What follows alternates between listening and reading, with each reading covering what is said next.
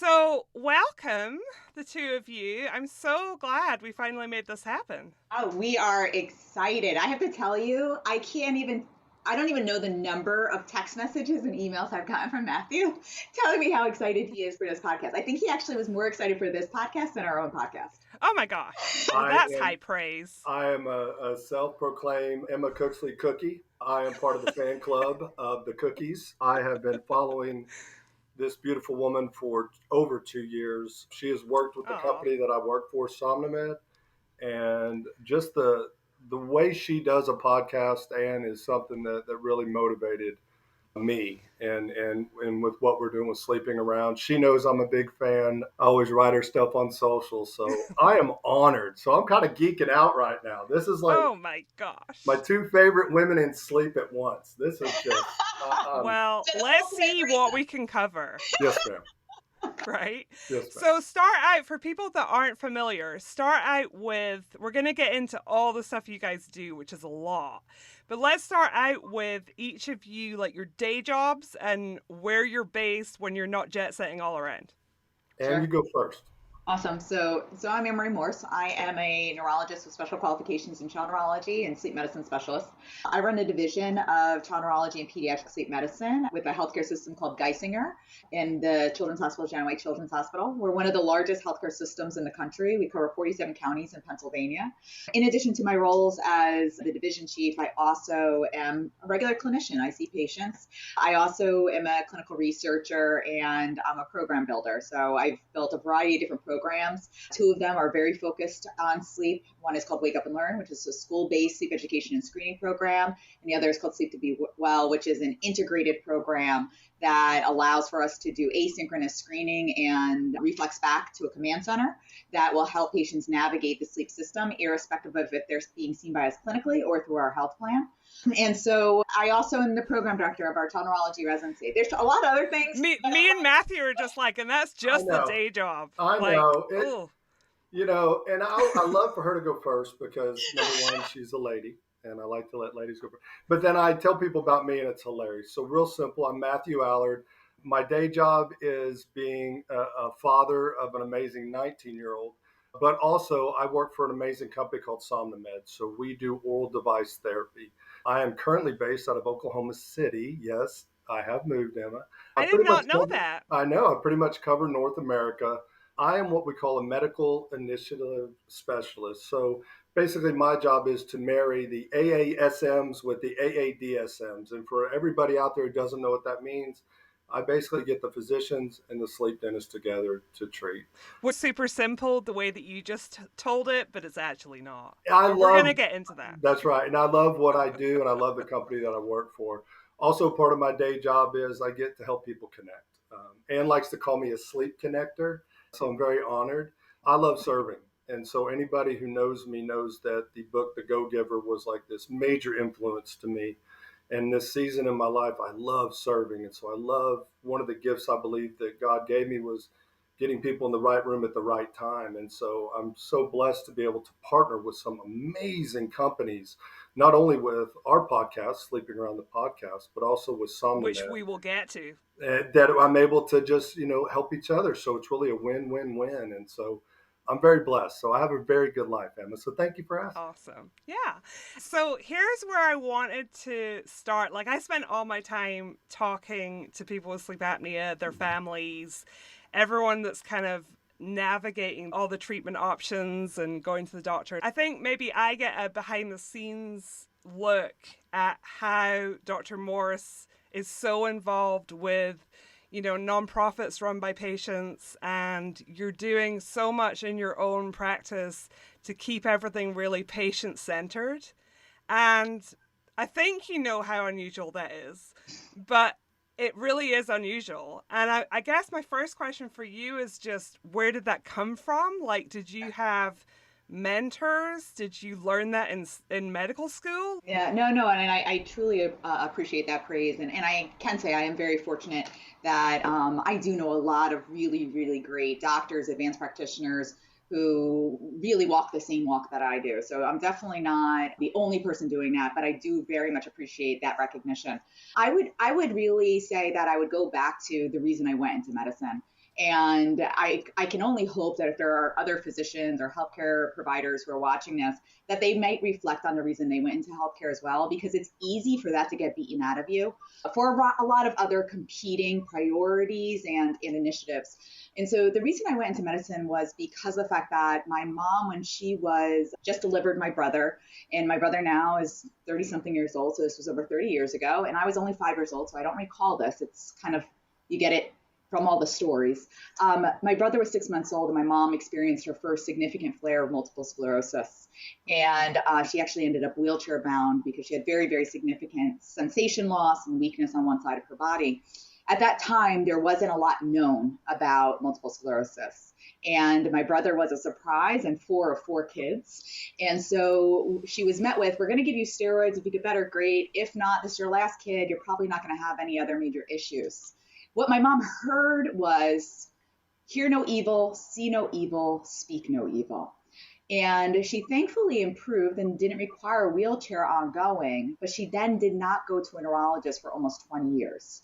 Despite that, she had waxing and waning features across the rest of that time, where there were even times where she couldn't swallow. And if you would bring her to a doctor, they would ask her past medical history, she would say migraine. And I'm like, Mom, you also have multiple sclerosis. But because there weren't available treatments at the time, there was no hope.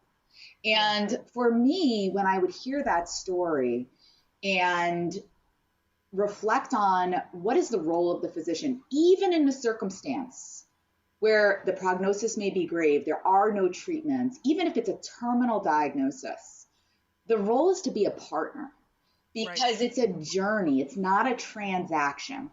And your role in that moment is just the beginning. So that was the reason I entered into medical school. And just so everyone knows, I did make my mom start seeing a neurologist.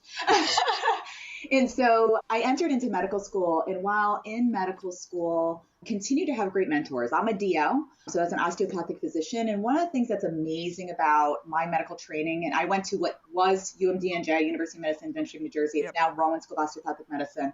And I have to give it a shout out because of several things. Number one, we should have talked about the whole New Jersey thing, but we'll get into that too. Well, yeah, anyone that starts following on social media is like, New Jersey. And so several things is number one, I was selected to enter in a program that was problem-based learning, which means that there was only 5 of us in this program and everything we did was based on a patient. And so day one of medical school was Mrs. Meadows is a 55-year-old woman who came to the ER with increased shortness of breath. Go. So we constantly were framing everything we learned around a patient, which was extraordinarily novel, where most medical school training still to this day is, today we're going to cover physiology, and this is how the heart works. Today we're going to cover the lungs, where this was Mrs. Meadows, what is going on? Why can't Mrs. Meadows breathe? And that was my first 2 years of medical school. We met 3 days a week, 3 hours a day. Rest was independent learning. As a person with ADHD, I surprisingly thrived at that.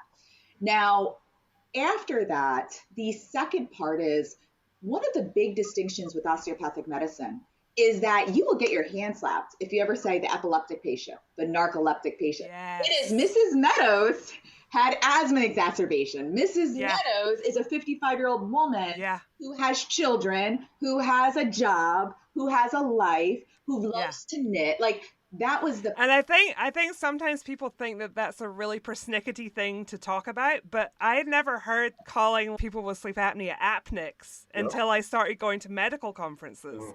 And, and it really does divorce the whole thing from there actually being a person who's dealing with this stuff, And never mind that. You now have defined a person by their disease. Yes. You have put a ceiling.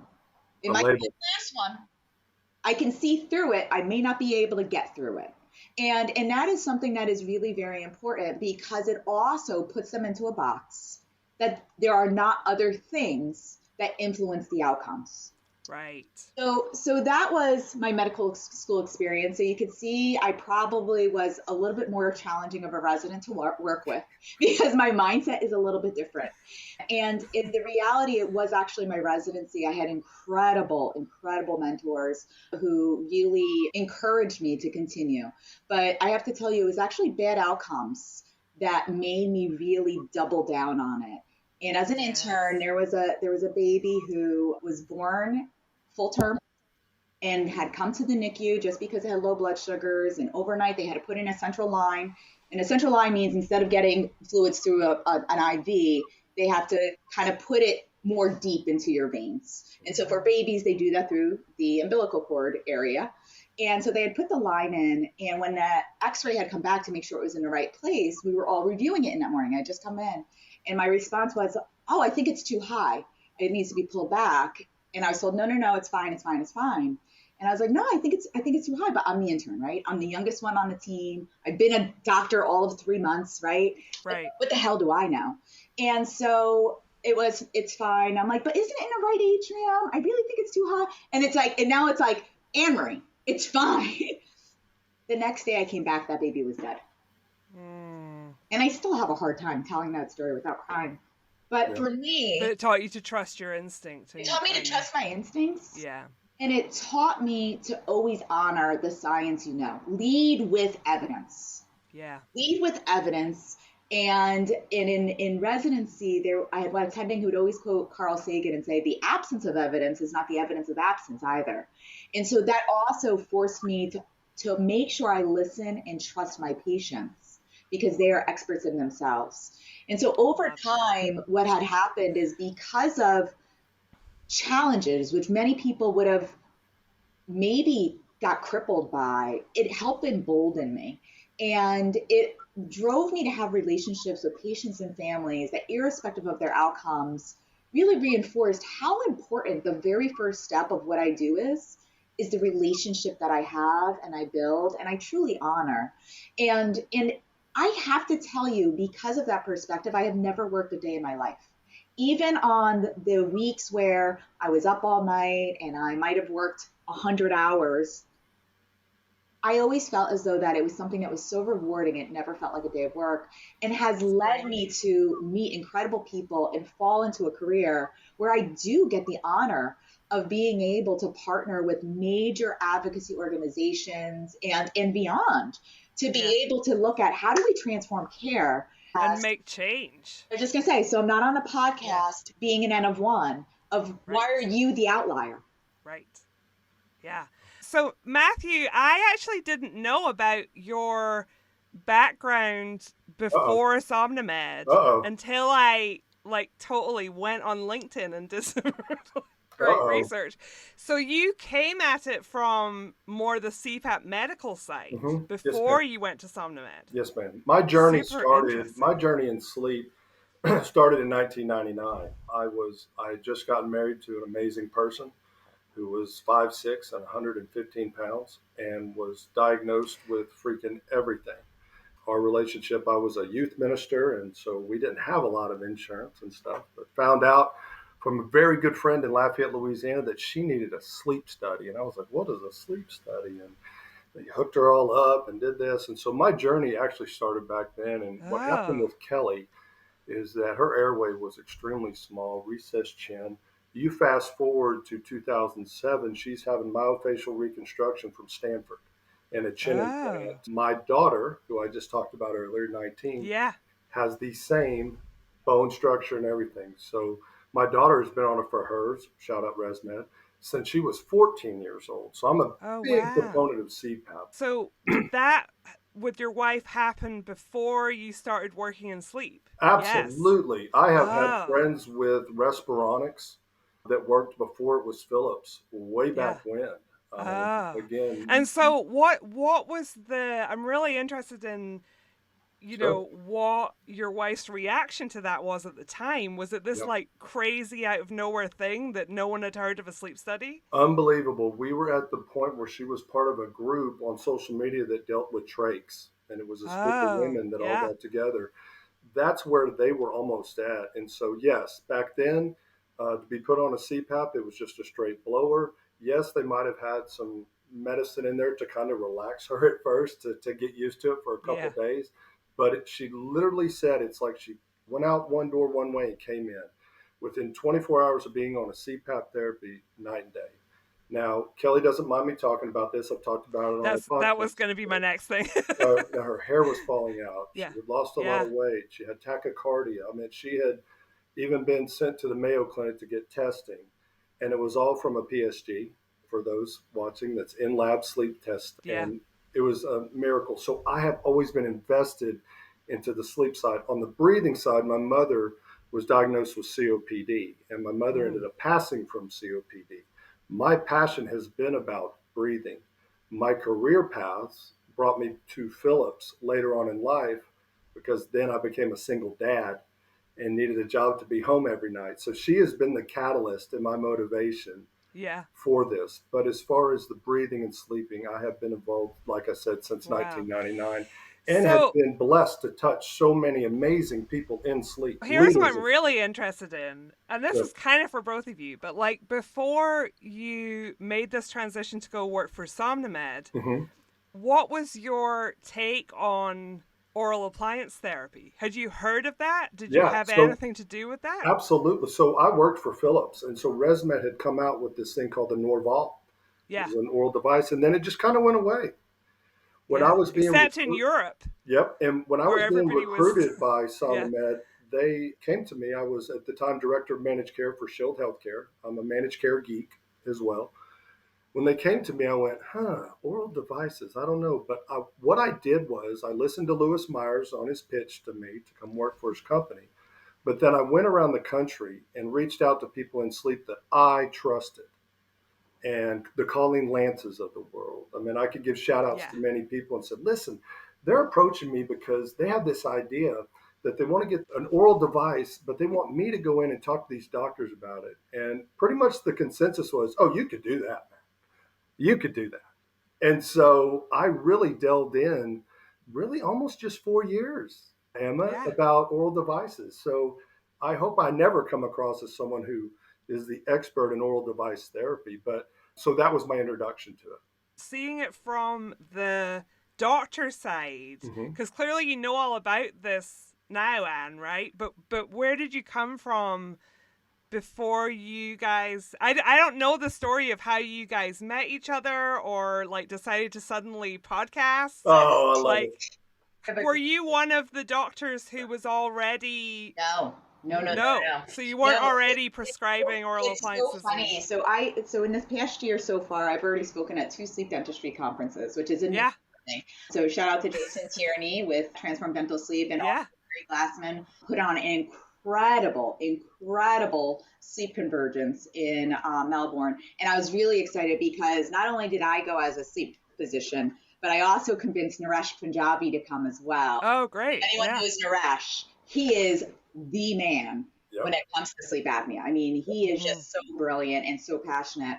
And so it was a small group of us. And one of the things that I was sharing this past week was, as a sleep fellow, you almost talk about sleep dentistry and dental devices like they're mythical creatures because you see people in medical practice say that they would like one. You're like, you should then go and find someone that will accept your insurance and perhaps create these things for you that you may put in your device. We don't know what the data is as to whether or not it will be effective for you. But we were like spending time with ENT, and we were spending time in regular sleep clinic, and we were seeing peds, and we were seeing adults.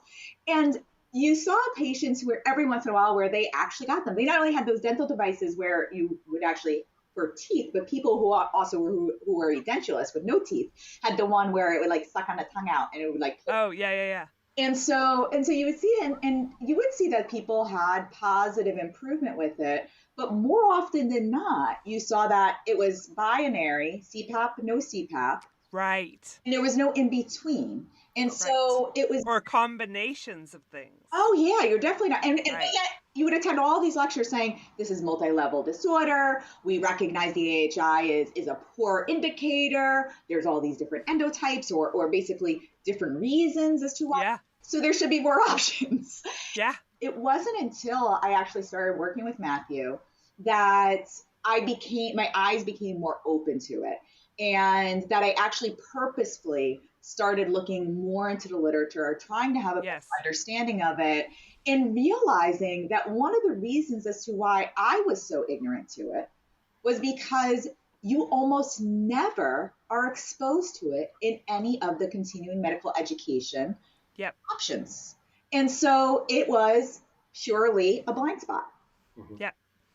Yeah, thank you so much for sharing that experience. Because I think from the patient perspective, I hear from so many people who are trying to navigate this on their own largely, Yeah. right? Yes. So I know in my case, I recently added a neural appliance to my CPAP, and that's helped me to have lower pressure, and it's been more comfortable, and so that's been a real positive for me. Awesome. But getting there, I don't think that my sleep specialist is bad or unusual. He just was like, I mean, you could try that. but no like referral to somebody or like idea on how I would do it, so I think sometimes like I'm coming at it from almost like reverse engineering it and doing Matthew's job for him, where I'm like, I went and found this amazing dentist who's near where I live, and so then I was like, hey, you should contact this doctor because he doesn't know that you exist and you're great. So that's what you're working on all the time, Matthew, right? Yes, yeah. So I do got to tell this story. So I how I met, just a one of one, Dr. Ann. It was at Sleep when we were in Charlotte, and the podcast was picking up momentum. And I would be remiss without mentioning Dr. Brennan Hedgecock. Yeah, because I was listening back in the day. And back then it was just two dudes, a bunch of tattoos, drinking and talking about sleep with musicians and all. Anyways, I am at the bar, shocker to everybody, but that's where I like to gather. And I hear someone talk about a speaker that's going to happen. And I was so excited because I geek out. And so the next day on the floor, I hear this voice and I'm like, oh my gosh, what is coming out? It's just amazing. And where Somnomed was set up, we were kind of around the corner from this. And I turned around the corner and I said, there's no way that's the person talking. She has butterfly shoes on, a pink mini skirt, and a yellow top, and a headphone set, and amazing shoes, commanding the room. And I was just blown away. And I was just, oh my gosh. And so that night, back at the bar, I saw her walk in from a dinner, and I just accosted her. I did. I just told her how much she blew my mind. I accost people too. Don't worry. Great conversation. Fine. I can honestly say this, Ann and I truly started as friends. I would lean on her for, just like I do, a lot of my friendships are women in this industry who are way bright. And you mentioned something that I never take for granted. It's called intuition. And every woman has that. And I would go to her with these hard questions. To her defense, she would take every one of my dumb questions and just listen to me and answer and take time with me. And we developed I feel like you're often, because I'm from Scotland, like we're a very self-deprecating people. I hear that.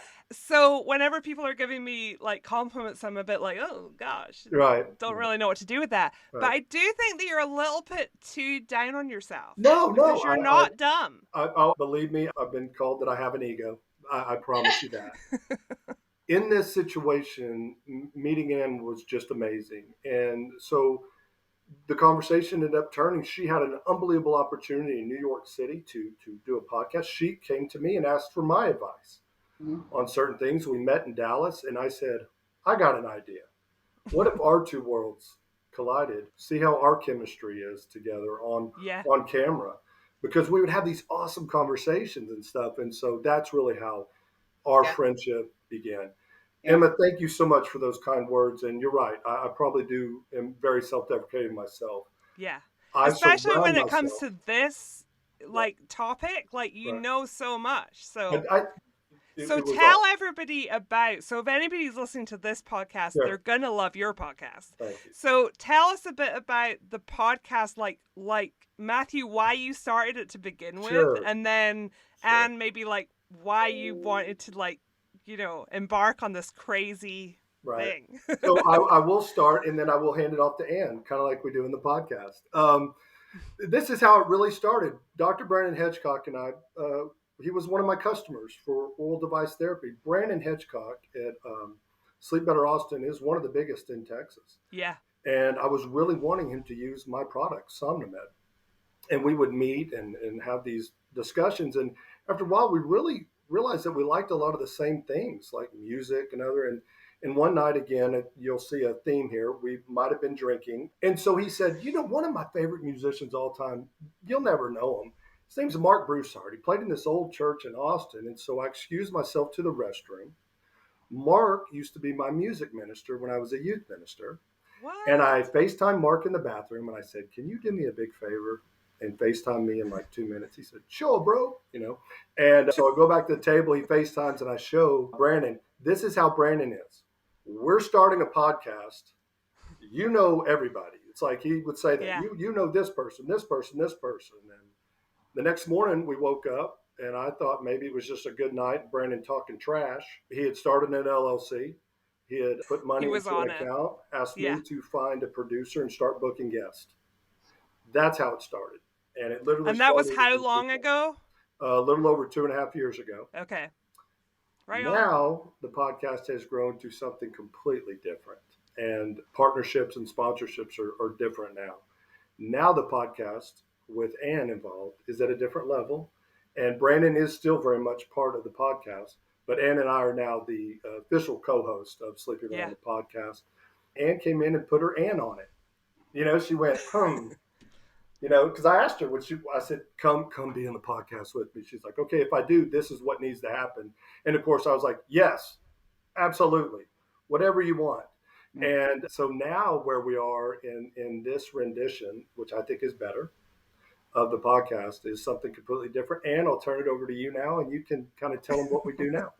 Sure. So now the goal is really to be appealing to a broad audience. Everyone who, if you're in medicine, whether you're a sleep physician or not, you're going to walk away and you're going to be like, didn't know that. That was interesting. Heard that before. Now it's going to be stuck in my head. To you're a person who doesn't know you have a sleep disorder, or you do have a sleep disorder, or you're just like, I want something entertaining. It's going to meet all of those needs, because the goal is really to highlight the intersection of sleep across everything, but with a real focus on lifestyle, culture, and wellness. The reason is that what I've learned as a sleep medicine physician is that no one cares about sleep. Sleep gets in the way of the things I want to do. Right. Yep. And so instead, when you talk about things that people want, which is, I want to be well, I want to be active, I want to have fun, I want to see cool things, sleep is relevant to all of those. So we really focus on that. And so we now have broadened it where we'll do podcasts where it's just me and Matthew. We'll have guests, and we have guests from all walks of life. We have had awesome guests. Rachel Nesmith, one of my patients from Texas. She has narcolepsy. She's a musician. She's amazing. Greg Friedman, he is the CEO of Peachtree. And I mean, an incredible story. We actually did 2 episodes, pre and post Peachtree, to just demonstrate how sleep can be relevant and also what that journey can look like, as well as musicians like Juliana Rankin. So really trying to maintain the approachability of that. It doesn't matter who you are. I don't care if you're a C-suite executive or a person who's on a medical journey. This is going to be relevant to you. And one of the things that was very important was that we are always delivering it in a way that is balanced, that it's not just me and Matthew's opinion, but we're going to also bring the science. We're going to have those moments where we're talking about what is the pathophysiology, what is the science? Because even if you are an average person on your own wellness journey, you need to hear those words so that they can become a part of something, not necessarily your vocabulary that you're using, but when you do seek out your own medical care, that you don't feel like you're in a foreign land. And so really trying to bridge the gap of how do we take a patient-directed approach, an individual-directed approach, and make it relevant to everyone. Right.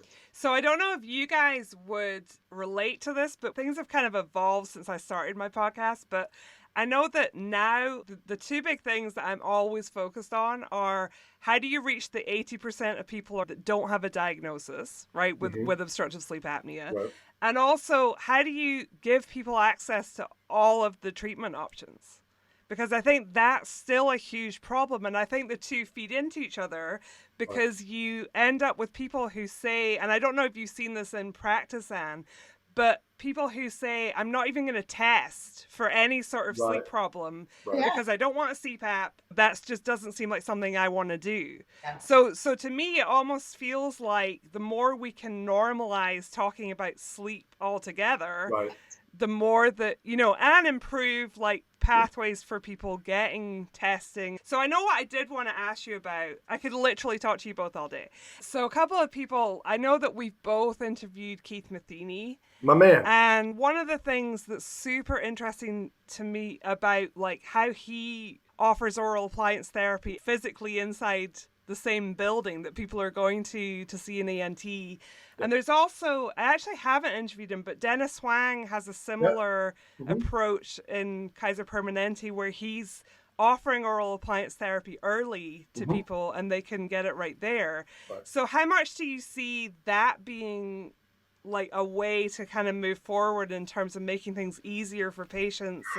And maybe, Anne, you can speak to some of the problems, because I've talked to doctors as well who are like, that wouldn't work in my setup, so. Well, I'll go first. I think Keith and I met really right after I started working with Somnomed. We ended up having a dinner. We ended up having kind of a similar past. He played baseball in college, and I ended up playing against him. So it was kind of cool. We had like this connection. Yeah, he played at Baylor, and I played at a really small college called McNeese State. We ended up really hitting it off. He had started something in Dallas at Collin County ENT, his ENT, where he brought this amazing sleep dentist, Heath Roberts, and Heath has been doing this for 20 years on a 1099 contract. In the state of Texas, which is very legal and ethical, that's all I do, they would actually bring a sleep dentist in-house. So EO 486, so that's the code for our oral devices, would get billed through medical insurance. He had been challenged with this, and of course, knowing me, I said, I want to take this all over. Keith is also the CEO of US ENT, which has almost 4,000 ENTs across the country. And the sleep vigil thing and all the other stuff. I don't even know when he sleeps. So the RPM side, he is just, so Keith and I, not only are we friends, but I work with him. And so these are one of the partners that I have with Somnomed. Somnomed is actually part of that GPO. And so it is my job and Somnomed's job to go in there and train sleep dentists to work with the ENTs. I'll give you two examples and then I'll pass it over to Ann. Yes, at Collin County ENT, we do that. Well, also in Austin, Texas, we do it. In one of the groups over there with Dr. Wasmith, who's an ENT, Dr. Ian Bronner goes in twice a week on a 1099 contract. Right across the street from him is another ENT office. They don't have a dentist come in-house. They send directly to Brandon Hedgecock at Sleep Better Austin. But we have an agreement. And I've seen that work as well, where there's, rather than my experience, like the doctor is saying, I'm sending you here, that's a bit more joined up. I also have a place in Dallas to where the dentist actually has an office right next door to the ENT center. So that patient knows they're going to one place to get help. Yeah. What Keith preaches very well is saying, hey, man, I'm good with the ears, nose, and throat. But for breathing, we need somebody. So I want to be very clear during this podcast because there's rumors out there and all that.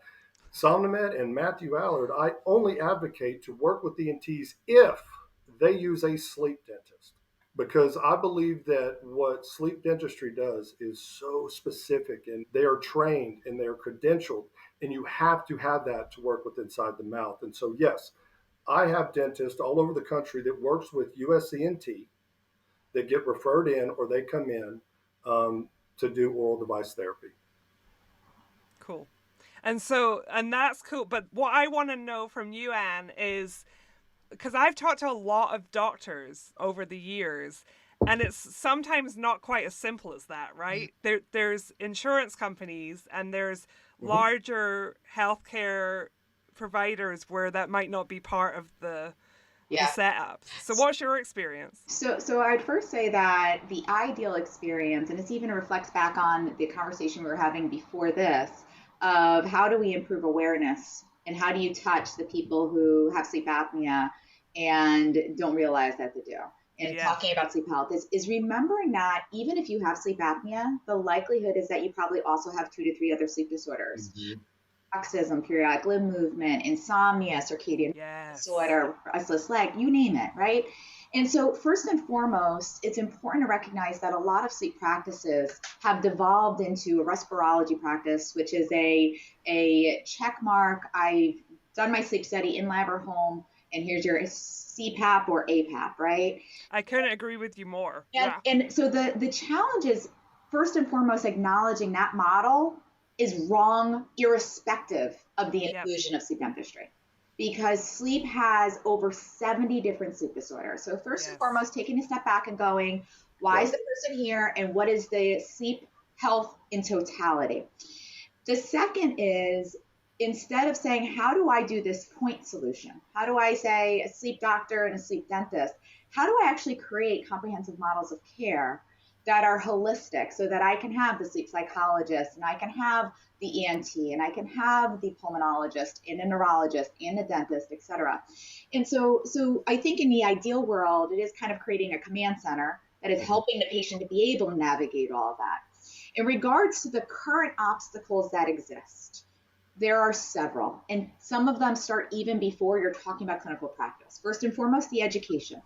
You have two groups who are being educated in two separate independent silos and are not. And neither, like, before you get to the specializing, neither are getting enough training in sleep, right? 100%. You're right. Even before you get to sleep dentistry or sleep medicine, there's anywhere between 0 to 4 hours spent in that medical training. And then for medicine, once you go into fellowship, like a regular residency, most residencies do not have any mandatory. At this point, what ACGME has made mandatory, which is still a slap in the face, is fatigue mitigation education, where I'm like, what you're talking about is sleepiness, not fatigue. Yeah. Right. And so there still is a lot of this misclassification and terminology. Now, when you look at what is the current setup, most medical practices do not have dentistry a part of it. So at Right. my healthcare institute, we have pediatric dentistry. We used to have an adult dentistry. The adult dentistry now has segregated away. So when it's a part of the healthcare system, that means that I have a nice step in of that we all have the same insurance. So there's Right. not the ignorance on my end of what are the barriers that you as a patient are going to experience when I send you to this dentist. Right. Yes. Not only is it a matter of me knowing who the dentist is, it's a matter of me being very mama bear on my patient. Mhm. Of like, I don't want you getting stuck with a bill. How much is this going to cost you? What does And that's so, like, I feel like that's so common. The number of people I talk to who, even if they have a doctor who's all over it, who's like, I know a great dentist over here that specializes in dental sleep medicine and refers them, still the insurance part of it is so hard. I could say this unequivocally, and right, there's not a lot of things that I could say definite and say this is true. If anybody who is watching this podcast would get a hold of a link, I will make sure that she has a link. I will make sure that every single one of those dentists is fully insured, takes the insurance. I don't care what region you are. I agree that I literally started with Somnomed and fired 30 something dentists who were charging cash and not just Yeah. hidden fees. All no, it needs to be covered. I work with some of the largest. Baylor Scott and White is not a small group. They're in out of Waco, Texas. I'm sending 75 referrals a month to a sleep dentist there. Kelsey Siebold is its own ACO in Houston. It has 62 something clinics. I have two separate sleep dentists that work with them. I'm telling you, yes, I People bang are the well drum. off in Texas. Well, I guess who's in Texas? See what I just did there? So here goes the self-deprecating out the window. So just a quick question on that. When you're Yeah. saying that they accept insurance, they're accepting a medical insurance or they're Yes. accepting a dental. Yes. So that's the piece. So I think that's really what the conversation needs to be around, right? Yes. Absolutely. That's the area where I think that there's ignorance that's causing this divide. And so it's not a matter of that Matthew is able to connect you with the right dentist who accepts the insurance. If you have medical insurance and the right partnership exists between your sleep physician and the dentist, the sleep physician would be able to get that appliance potentially also approved.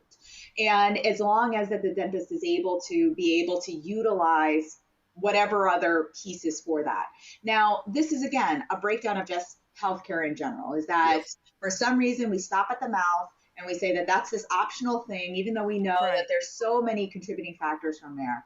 And so in order for there to be an evolved version of what this would look like, it is going to require that there is an ability for there to be a standardized expectation for a dentist to get a reimbursement that's going to be from medical insurance for there to be more seamless. Now, again, there are going to be people who are like, I don't care what it costs. This is what I want. And that's fine.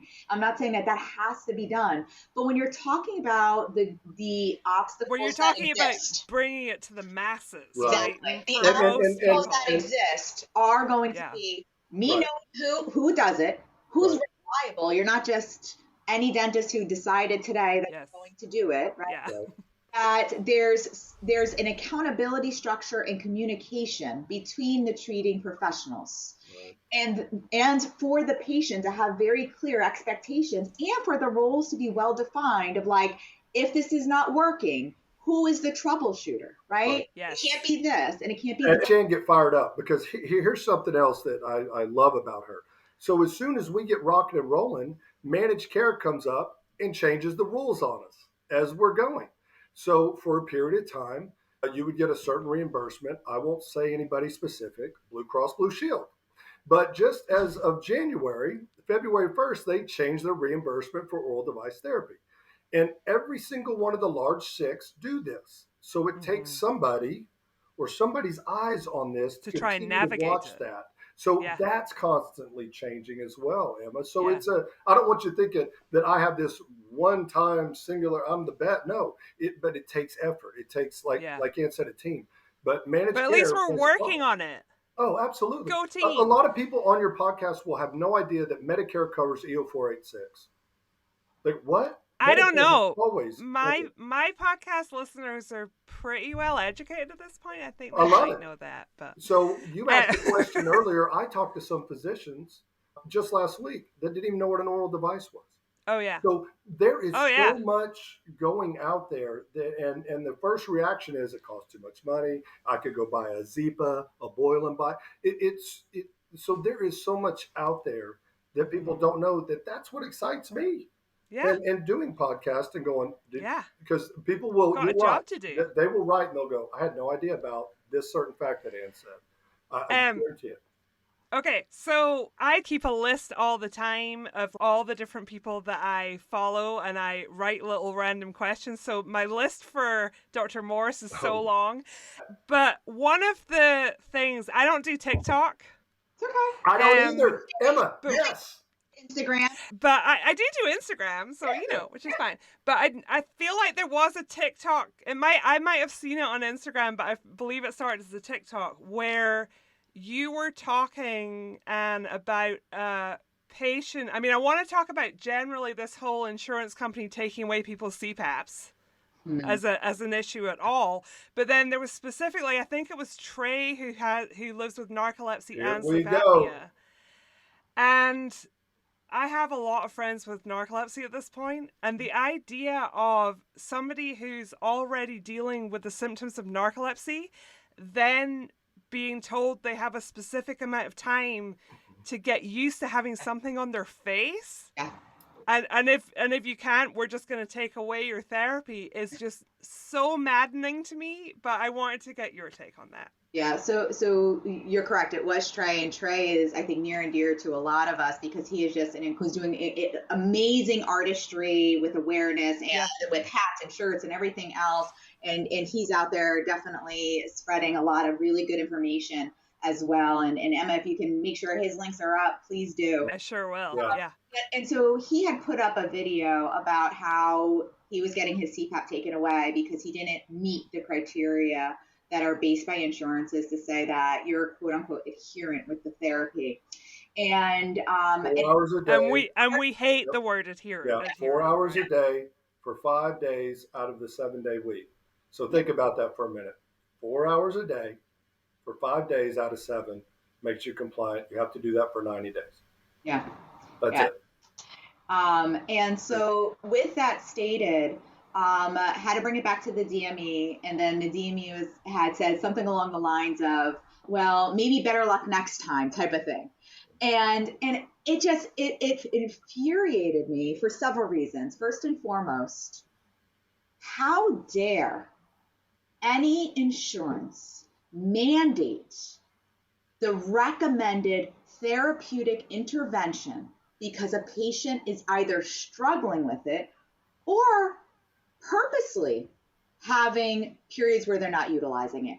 That is the role and responsibility of the partnership between a physician or APP and the person who is on that journey. Mm-hmm. There is not a better example of prejudice that insurances should be held legally liable for prejudice against individuals with sleep disorders because they do this incessantly. Yes. They create barriers with their denials, their delays, and their obstructions, and then have the audacity of not only taking that away, but mandating a repeat sleep study to prove that you still have that disease. Yep. Yeah. There is not another disorder that is akin to that. If I had hypertension, if I had diabetes, if my hemoglobin A1C was 12 and it's supposed to be less than 6, right, and my doctor prescribed me metformin, and I was supposed to be taking 200 milligrams twice a day, and I'm making these things up. So if it's not medically accurate, then I'm not an endocrinologist. I bet they're dead on. I came back and my hemoglobin A1C was 11. The first question my doctor would ask me is, are you taking your medication as prescribed? And then he would work with me on that. And if I said, and he wouldn't take it away. He wouldn't. I would. If I said I was taking 100 milligrams every other day, he'd be like, "That makes sense. That's why you're not medically better. That's why you're not sleeping better." Yes. As in with obstructive sleep apnea. And so there has been enough studies demonstrated. Although people want to talk about, well, CPAP, they're so non-adherent. There's been enough studies demonstrated. And I can say very proudly, our DME at Geisinger has done an incredible job. Our adherence is greater than 80%. That was my next question. Because there's things you can do to help with adherence. So are you running a CPAP clinic? How are you doing that? So they have very, very tight follow-up on making sure that they're ongoing troubleshooting, people checking and making sure that they're utilizing it. So there has been incredible work that had been done out of UPenn. Last name is escaping me right now. It's Amy. Oh, come back to me. She is one of the leaders in doing this on work. CPAP compliance. Right. Yeah. And utilizing the programs like, here's the text message, and then here's the call, and then here's the coming in. Programs like Monitere by Ed Mezeran, one of my great friends.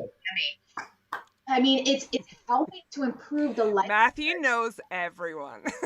He's on our podcast. And so really, it's a matter of moving the model so that we are not stigmatizing.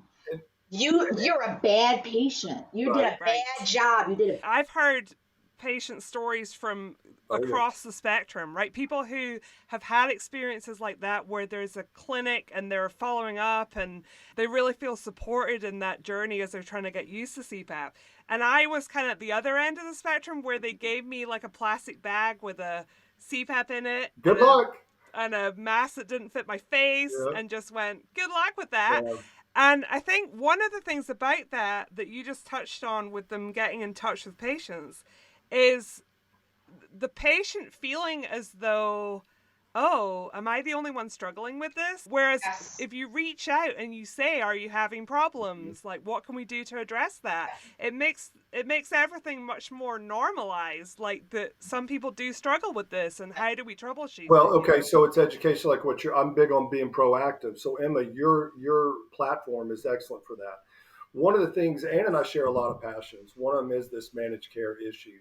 And I was pretty bold. Thank God I'm not on TikTok, because my answer to that was I could put an oral device on every single one of these patients, severe or not, were indicated for mild, moderate, and managed care cannot take that out of their mouth.